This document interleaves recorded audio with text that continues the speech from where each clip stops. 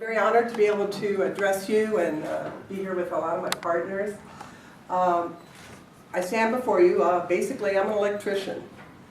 I came to California in the mid-60s with my husband and a small child. We moved to Venice, not just because we were young and sort of hippies, but because he had very severe asthma.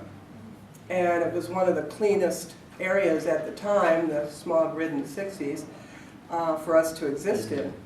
So we had an early interest in our environment, developed from that. I started different careers, and then I was blessed to find apprenticeship. Didn't even know what apprenticeship was, found it, and started a career in construction. And a lot of people say we're the middle class. We've always considered ourselves the working class. And we do not survive without a paycheck. We save, we hope to retire and live with dignity, but we are the working class. We are the majority of our community, and we are the community. So there's a lot of involvement. I've been very honored to be promoted within my union, to be offered opportunities as I got older and wasn't wearing the tool belt and being able to do other things, that as I look around and see some of the buildings I helped build, and when I drive around, my grandkids go, "Grandma built that." It's like, it's like the whole concept of community involvement is natural and partnering because, again, we are the community and we get our workforce from the community, and that involves us in our colleges, in our high schools, in our middle schools. We were talking about, I go out to a lot of middle schools to talk about opportunities. A lot of youth does not know about apprenticeship and maybe thinking about there is a good career in construction, especially women. And so that's a growing area. I'm happy to be involved in that. To build on what we started with Trade Tech, I wanted to talk about getting into careers, getting into jobs, and how they affect. I'm going to tell you, although this gentleman will tell you different, there are no new green jobs, not in my area. What there is new green technology. And that new green technology is very important because I went through my apprenticeship and turned out to journey level in 1980. And our union does, we have a training institute, and we also share some things with Trade Tech and other community colleges for training, that if I had not continued my education as things changed, I certainly would have been left behind as an eligible worker. So you have to keep your skill levels up. That means developing for us the for instance, in the early 2000s, the photovoltaic, when that started getting its feet under it again, and it wasn't just the thermal, it was actually the electrical generation. So that part of the development, our apprentices, our journeymen, and as we discovered in our partnership, our contractors and their supervision. Because if we're trained to do the work, but our contractors aren't familiar with it and out there willing to bid it and get involved in it, we're not going to have anybody to work for in that area. We'll be trained and ready to go with nobody to hire us. So, which is another thing that we coordinate on. And especially with our sister local, with the utility department. But looking at all the aspects of that green technology, the things that we're doing, in order to survive, we have developed a marketing the LMCC, which is Labor Management Cooperation Committee, marketing department, that has actually gone out and encouraged our contractors to get into these energy fields. And then in the school that I'm involved in, our Electrical Training Institute, we've then developed the curriculum and teach it and support it. For instance, energy auditing, we've done photovoltaics for a very long time. I just got my certification for electrical vehicle charging station installation. And that is the kind of thing, I'll talk about that one because that's the most recent, and it shows how we outreach. Trying to promote green electrical vehicles. When somebody buys one, they're not just going to plug it into the outlet in the house. You have to think about the charging stations, and additionally, as you're traveling around, you have to consider where are these charging stations going to be located? Are businesses going to offer them? Has the endowment made room to install some because people want to come and be able to plug in? And is there going to be a electrical charging station next to the gas station so that you can stop and get a quick charge up when you're out traveling around and wanting to do your business?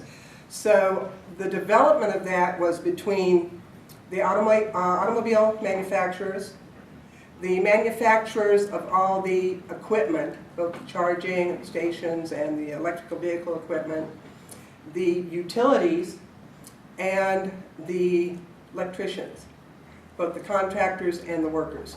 And jointly we formed a coalition, and we developed this program of training for certification that when somebody buys an electrical vehicle, the dealer, the automobile dealer, can say they always have to contact the utilities, but they can contact a certified installer so they know they have everything that will be done right at the lowest price and work with a guarantee. So this is the kind of development in the new green technology that a lot of the locals, the plumbers, electricians, and sheet metal, which does the venting and HVAC, even the iron workers and the cement masons, and every aspect of the building community, the construction community, works with in changing and developing to this new green technology. From the beginning to the end and remodel, everybody knows, you see in Vegas when they're going to rebuild something, they have big explosions. Everybody wants to watch and it tunes in and all that. Well, those are sometimes necessary in a really crowded area, not so much in Vegas. I think it's the show. They like spectacle. But here, you're not going to see that because here we're committed to a better environment, and what we do is no longer demolition, but deconstruction. And what deconstruction involves is taking it apart and recycling and reusing and all of the components, and that is much more environmentally friendly. And it's that learning those different processes that also gets involved. What we partner with the colleges is the training we do, like the journeyman skill improvement. We do that also, although apprenticeship is our priority. And we do some of our training over at the colleges. They are electricians in the state of California since 2005 are required to be certified, which is licensed. The community colleges have their developed courses, and we can utilize those for the continuing education units to recertify, to renew, along with the ones we do ourselves. But we're a smaller school. We have over 7,000 memberships, so utilizing our partnerships makes it more beneficial to everybody and gets us out into the community. We reach into the communities that don't know so much about the opportunity of jobs in the area. We partner with Job Corps, we partner with Conservation Corps.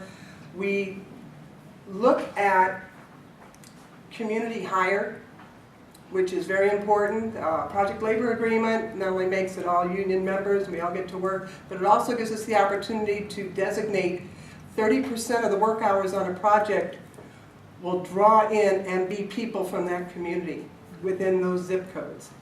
So it allows people to start careers. And a lot of times when we're doing that outreach, if you want to be an electrician, it's not hard to apply, but you have to have a high school diploma.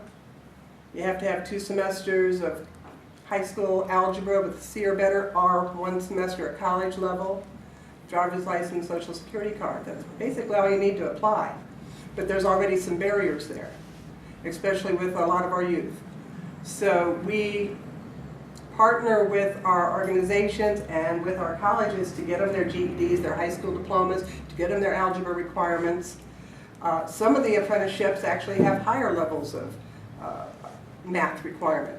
Because when you look around, the blue-collar people, we have to be very math efficient.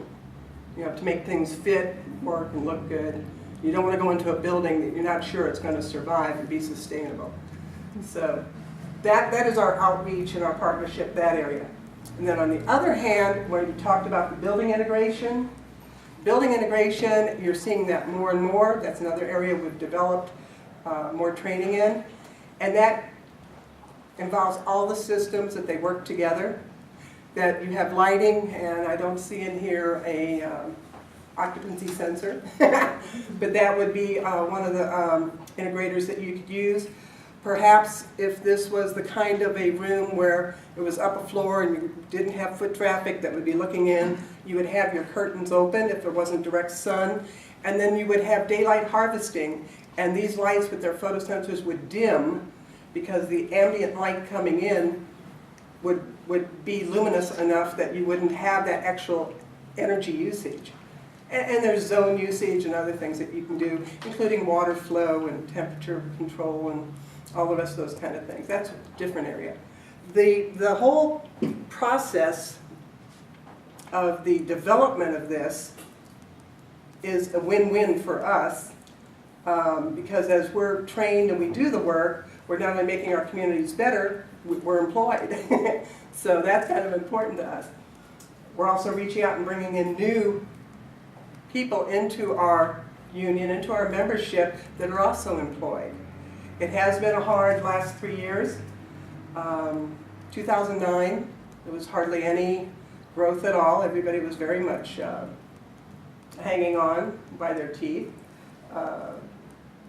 2010, 2011 started getting better. This year, I'm glad to say that we're doing very well. It's fragile, as anything tied to financials are, but the work picture in LA especially is looking very good. We're expanding out. We have the metro developments. A lot of hospitals are upgrading. A lot of buildings are looking at doing things like CalCEP, which is the California Advanced Lighting Control Training Programs that we teach. And we have partnerships with utilities that certified people who install this lighting systems, which is 70% of the power used in California is basically lighting systems, especially in high rises, and there's a lot of waste there. That if you can save a building owner or a tenant money, and it makes a profit for them to do this construction, that again is a win-win, and that's also what we promote. So it's all these different areas of bringing people in, developing jobs, having new technologies, and making that kind of a project feasible, sustainable. That's a good word, I like that word. Everybody here likes that word. So sustainable is good, that the more you know for us, the more you work. The more you know, the better you work, and the better your work. So the partnerships that we develop, which is what we're talking about, the jobs that is developed, and I think Kelly's going to talk a lot about their new programs and their outreach into these areas, is growing. And we're developing more partnerships, which is very exciting for me. I'm getting to an age where it's been a couple years since I've worn a tool belt, except on my little side jobs. But, so I've been able to use my abilities, my talents of what I have done in the past, my running work, I was a foreman and a general foreman at times, to bring in these other components and make our communities more aware of us and grow more jobs. So that's what I've been involved in. That's what I hope to promote more of, and especially with our partnerships.